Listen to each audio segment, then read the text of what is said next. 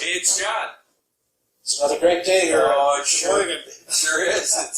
It's summer is almost over. We have a little fall weather last night. It was very hard for me to get up this morning because it was so nice sleeping in that cold weather. You know, I live on Michigan Avenue, and I live in a building that's got several elderly in it. My apartment's there, and anyway, the ambulance and the fire truck came up last night. For you? 10:30. You know, guys like me like to be in bed by 9 o'clock. You know, Amen. so they hauled somebody out. Actually, they didn't haul anybody out. They rescued somebody. Oh, good. That's pretty neat. So we're going to talk about something that's near and dear to my heart, and it's fishing. So you have your fishing pole right there, and I have several different reels that we can always go catch and land fish. Well, Sheboygan's all about fishing, isn't it? Yeah, we have there's a program here in town called 153 Great Fish website. Oh, yeah. And we thought we'd just talk about how to do some angling for the things that you want. All right. So in Lake Michigan, everybody prizes salmon. You know, the big salmon. But what kind of salmon? Well, there's coho and then there's Chinook. Those are the two types, and the cohos are much smaller. They're like 20 pounds, and the Chinooks can be 30 plus pounds. Whoa. You ever caught one of those? King salmons. Yes, I've caught one of each. Oh, wow. King salmon? Yeah, Chinook. Yeah. Whoa. And a coho. Caught one of each. Are you? There's a saying about fishermen. What's that? That do all liars fish, or do only liars fish? Well, it's interesting you bring it up. I got a friend named Kimball, and he's always taking pictures of the fish he catches, but he zooms his iPhone straight in front of the big fish and make it bigger than it is. Yeah, exactly. You always think that it's bigger than it is. Well, you know, with regard to fishing, you know, Jesus told the disciples when he was training them how to fish to throw the net on the right side of the boat. So the question is, where are people throwing their net to catch fish for the Lord? That's what it's all about. So what's your thought about where to throw the net? Well, you got to be in boat first, or be near the water. That's a good point. You got to be in the boat, otherwise you're going to be, spear fishing, I guess, or ice with fishing. a snorkel. Oh, ice fishing, walking in the water. Exactly. We all different kinds of fishing out there. We do a net. We can do this technique called jigging. That's one I use for walleyes. And then there's spinning. And then there's casting. This is a casting reel, a small one. And then you get the big ones with the counters on it. And I have one great big one like this for deep sea fishing. Well, the big fish are in the deep part of the lake. I know that. In the summertime, if you can't get down 200 feet in Lake Michigan, 200 feet plus, you're not going to catch a salmon. So you got to get out there. The smaller fish come in towards the shore, but in the fall, at certain times, big fish run and spawn, and so come here in October at Sheboygan, there's going to be a ton of fishermen standing on the piers trying to catch salmon who aren't particularly hungry. That's the paradox of it. They're not hungry; they just want to spawn, and so people do their best just to. You'll see a ton of them lined up on the piers, fishermen trying to catch the big ones. Yeah, we've seen that. And charter boats, instead of being way out on the lake, they're all congregated right in the harbor. But it seems to me that the reason that most people fail at fishing is they don't know where the fish are. They're fishing in the wrong spot. So, or could they be that they're not equipped also? Well, you know, when I used to do outreaches back in the day, what I would do was I would go to the post office and hand out a flyer, hand out a card, and what I noticed that when I would do that, and people would come by on Saturday mornings, some of them were rude, some of them were kind.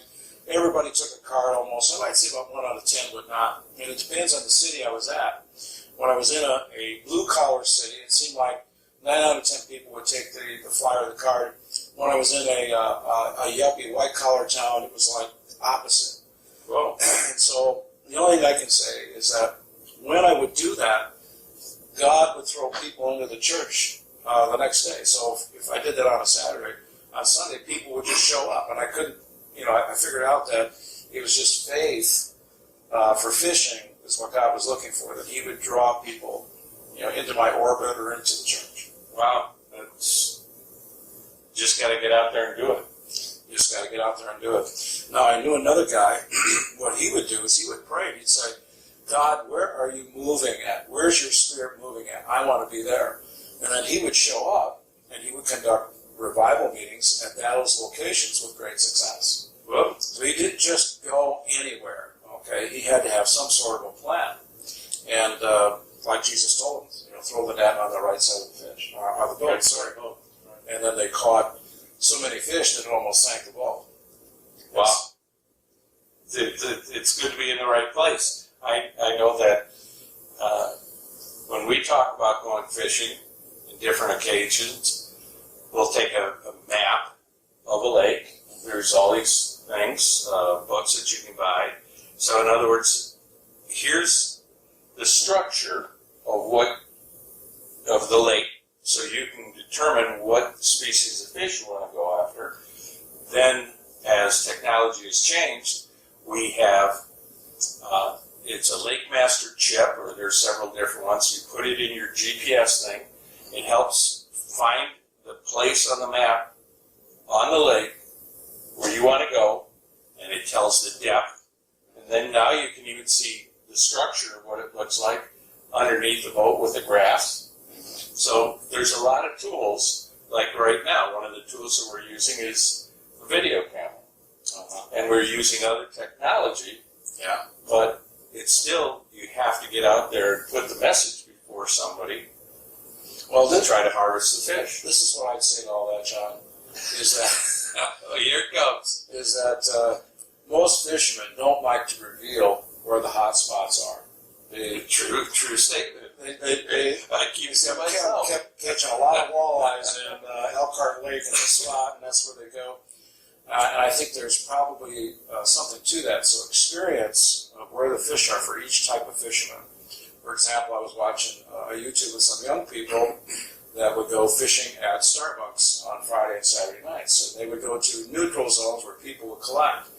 I know one woman, she would go to the PTA committee. One person would go to the knitting club. One person would go to the senior center for activities. And people go to different neutral zones where all the fish are together, and that's where they would fish. So I think, like for if you become a fisher of men as opposed to this kind of thing that we do here in Sheboygan, I think that the key is that we have to have an approach to the fish. So most people, they'll take out the gospel and hit somebody with it just cold. And instead of trying to build a relationship first, and then after you've built that relationship, then they'll most likely listen to your truth without any animosity. So Say that again.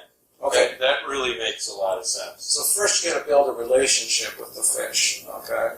And that takes time and effort. And a lot of people just are too busy to build relationships, especially new relationships. Or maybe they don't have the skills. We talked about that. In fact, it's hard to talk to people. Right. Not everybody's an outie. There's a lot of innies, but everybody can fish in their own way. Okay, that's what I'm trying to say. Got it. They just got to know where the fish are, build a relationship, and then deliver the gospel truth.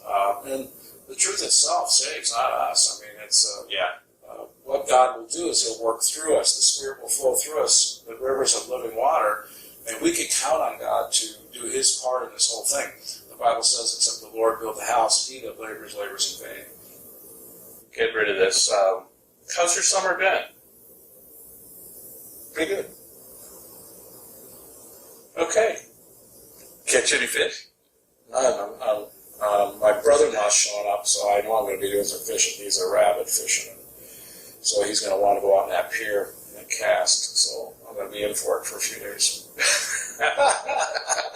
All right. Good formula for fishing. All right, that's it for today. I guess we're done talking fish.